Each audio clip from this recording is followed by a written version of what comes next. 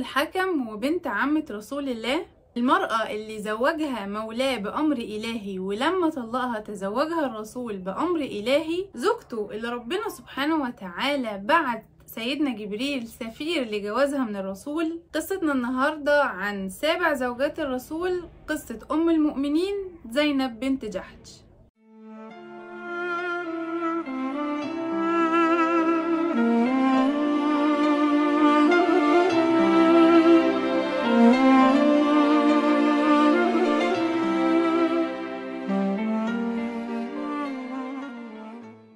هي مين؟ هي زينب بنت جحش ابن رئاب ابن يعمر ابن صبرة ابن مرة ابن كبير ابن غنم ابن أسد ابن خزيمة رضي الله عنها. أمها هي أميمة بنت عبد المطلب ابن عبد مناف عمة رسول الله. اتولدت السيدة زينب في مكة قبل هجرة الرسول صلى الله عليه وسلم ب33 سنة، وكان اسمها برة، ولكن أطلق عليها النبي اسم زينب.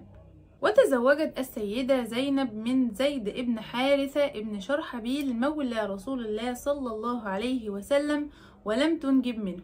والجواز السيدة زينب بزيد قصة كده يلا نعرفها مع بعض.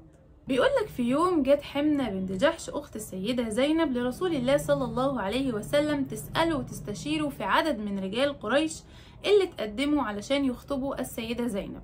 فالرسول رد عليها وقال لها تتجوز اللي يعلمها كتاب ربها وسنة نبيها. فردت عليه وقالت له ومن هو يا رسول الله؟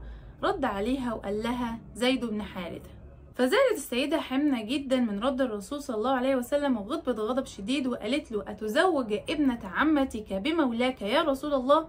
يعني تجوز بنت عمتك للخادم بتاعك؟ وراحت حكت اللي حصل لأختها زينب، فزعلت زعل شديد وغضبت غضب أكبر.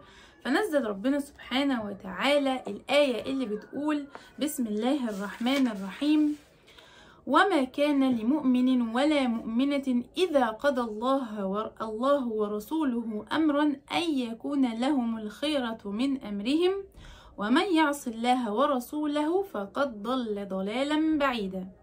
ودي الآية 36 من سورة الأحزاب.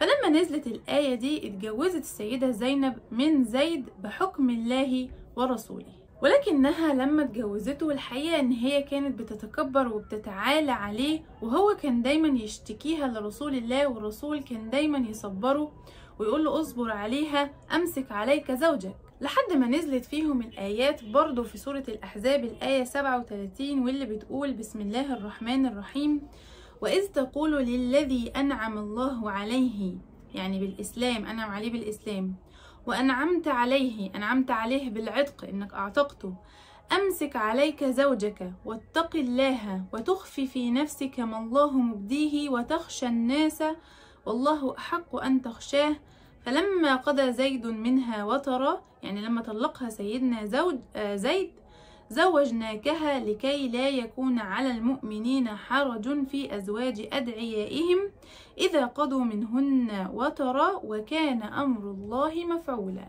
فالآية بتشرح أنه لما طلقها سيدنا زيد تزوجها الرسول صلى الله عليه وسلم بأمر من ربنا سبحانه وتعالى، وكان الهدف من زواجهم هو إبطال التبني واللي كان موجود في الجاهلية بكثرة، وبالتبعية كان محرم إن الأب يتزوج من زوجة ابنته بالتبني. فربنا سبحانه وتعالى أراد إنه يخلي زواج وطلاق السيدة زينب من زيد تطبيق عملي لمبدأ من مبادئ الإسلام. وتزوجها النبي صلى الله عليه وسلم وكان عمرها 35 سنة، وبعث الله سيدنا جبريل سفير لجوازهم ده، وكانت دايما هي بتفخر بالموضوع ده قدام نساء النبي وتقول لهم أنا أكرمكن وليا وأكرمكن سفيرا. حياة السيدة زينب مع الرسول صلى الله عليه وسلم كانت مليانة بالأحكام والتشريعات ونزول الآيات القرآنية، من أول زواجها وطلاقها بزيد وزواجها بالرسول صلى الله عليه وسلم ولحد ما دخلت بيت النبي. لما الرسول صلى الله عليه وسلم عمل وليمة العرس وذبح شاة وأمر أنس بن مالك إن هو يعزم كل الناس، لدرجة إن سيدنا أنس قال في عزومته للناس دعوت حتى ما أجد أحدا أدعوه. واتجمع فعلا الناس في بيت النبي صلى الله عليه وسلم وقعدوا ياكلوا لحد ما قال النبي ارفعوا طعامكم. وللمرة التانية بيتدخل الوحي في الحياة الزوجية لرسول الله وزينب، ونزول الوحي المرة دي كان بسبب بقاء الناس والمدعوين لحد ما الرسول طاف على كل نساء وفضل قاعد عند السيدة عائشة لحد ما جاله أنس بن مالك وأخبره إن خلاص آخر المدعوين مشيوا، فاتجه الرسول صلى الله عليه وسلم لحجرة السيدة زينب وأنزل الستر. فنزل في الموضوع ده آية الحجاب واللي بتقول: بسم الله الرحمن الرحيم، يا أيها الذين آمنوا لا تدخلوا بيوت النبي إلا أن يؤذن لكم إلى طعام غير ناظرين إناه ولكن إذا دعيتم فادخلوا فإذا طعمتم فانتشروا ولا مستأنسين لحديث إن ذلكم كان يؤذي النبي فيستحي منكم والله لا يستحي من الحق وإذا سألتموهن متاعا فاسألوهن من وراء حجاب ذلك أطهر لقلوبكم وقلوبهن وما كان لكم أن تؤذوا رسول الله ولا أن تنكحوا أزواجه من بعده أبدا إن ذلكم كان عند الله عظيما.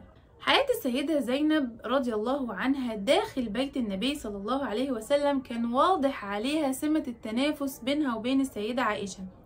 فتقول السيدة عائشة في روايتها عن المنافسات اللي كانت بتحصل بينها وبين السيدة زينب: ولقد كانت زينب بنت جحش وأم سلمة لهما عنده مكان وكانتا أحب نسائه إليه فيما أحسب بعدي، ثم تؤثر زينب وحدها بخصوصيتها. فتقول السيدة عائشة بتؤثر سيدة زينب بأن هي لها مكانة خاصة كمان شوية عن أم سلمة، فتقول: لم تكن واحدة من نساء النبي تناصبني غير زينب. وكان كتير تشتد المنافسة بينهم وبين بعضهم في حضرة الرسول صلى الله عليه وسلم، فيسيبهم الرسول عليه الصلاة والسلام يتنافسوا براحتهم، لدرجة ان في يوم بتحكي السيدة عائشة انها قدرت انها تغلب السيدة زينب، فتبسم النبي صلى الله عليه وسلم من ذلك وقال: انها ابنة ابي بكر. على الرغم من المنافسات اللي بحكي لكم عنها دي، الا ان السيدة زينب وقفت وقفة مشرفة جدا مع السيدة عائشة وقت حديث الإفك، ودفعت عنها برضو في الوقت اللي كانت أصلا حمنة بنت جحش أخت السيدة زينب هي اللي طلعت الكلام الوحش ده على السيدة عائشة، وكان معاها مسطح ابن أثاثة وحسان بن ثابت.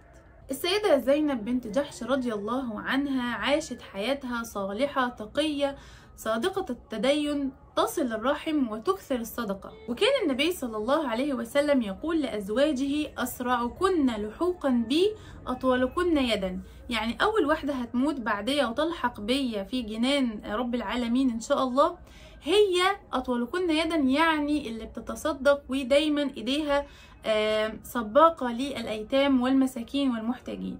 وفعلا كانت السيدة زينب أول من لحق بالنبي صلى الله عليه وسلم بعد وفاته، وتوفت بالمدينة المنورة سنة 20 هجريا وكان عمرها 50 سنة، بعد ما روت عن النبي صلى الله عليه وسلم 11 حديث صحيح، ويقال انه تعمل لها نعش وانها كانت أول امرأة يتعمل لها نعش. ودي كانت حياة أم المؤمنين زينب بنت جحش، واللي كانت مليانة بالأحداث واللي اتعلمنا منها. القصة دي أثبتت إن حياة الرسول صلى الله عليه وسلم مع زوجاته كانت دايما ليه أسباب والحكم إلهية، وبتأكد كمان الحاجات اللي اتكلمنا عنها في أول حلقة، وبتفند ادعاءات الناس وافتراءهم على النبي صلى الله عليه وسلم بتعدد زوجاته.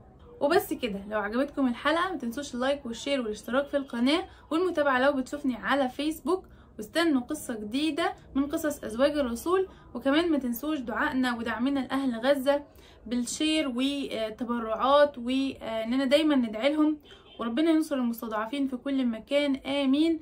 واستنوا حلقة جديدة وفيديو جديد من تلابيب الكتب مع إيمان سعيد، والسلام عليكم.